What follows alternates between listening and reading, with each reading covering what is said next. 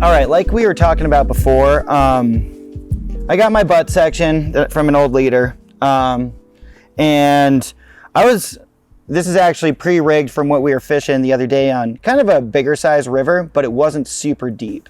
That day we actually had two different rods going. We were fishing sink lines on one rod in some of the deeper, faster runs, and then we were fishing float lines on others. And so this is probably going to be a little bit longer of one because it was a bigger river, and I was throwing an 8-weight, which could handle throwing a heavy fly on a longer leader. So we got about 6 feet there. And then, so yeah, I had about 10 feet of leader going here. Basically, I was using, at the end, a fly I really love, designed by Rich Strollis, called the Headbanger Sculpin. It uses those those fish skull heads, which are super heavy and they look like sculpin heads. What's cool about it is they actually add a lot of weight to the fly. There's ways to have weighted flies, right? Cone heads, like we talked about on the other one, just crimping split shot in front of it.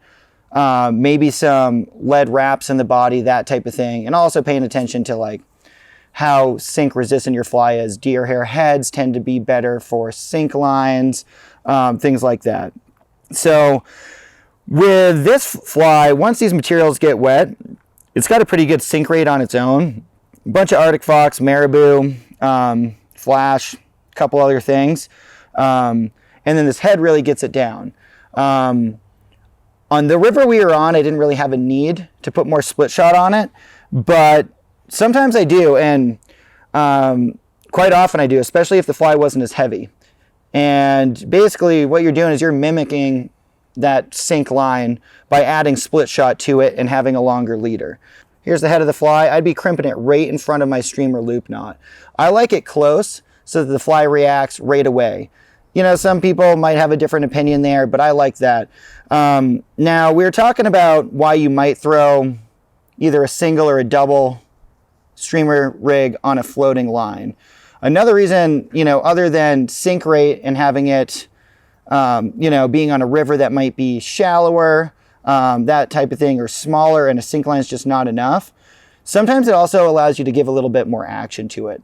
So sometimes in the winter when I'm fishing really slow retrieves and I'm almost like jigging or nymphing it, I really prefer that, even on a bigger river, having a floating line, because I can get it. I got a 10-foot leader here. I can get it down. I can slow my retrieve down without my sink line getting stuck on the bottom.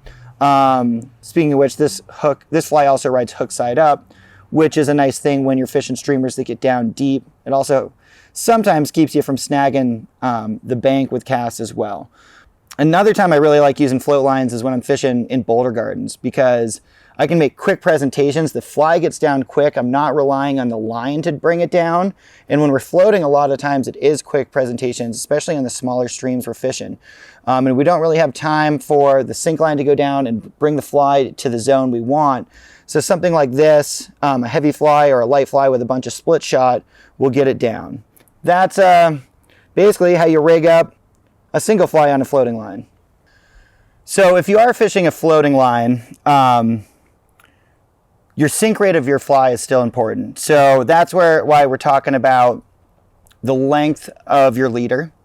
Also keeping the thinner tippet for most of it, because that's going to have a faster sink rate.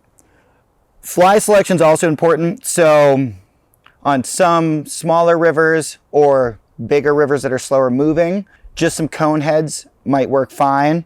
There are some certain fly patterns that you can buy or tie, like the one I was just talking about, that have a pretty serious sink rate to them already.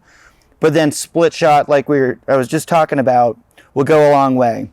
And quite often I'm kind of trying to mimic the sink rate of a sink line, but having it easier to manage. If I'm throwing a sink line with a 10 or a 30-foot head, and I have a bunch of weeds in shallow water, I'm probably going to get stuck.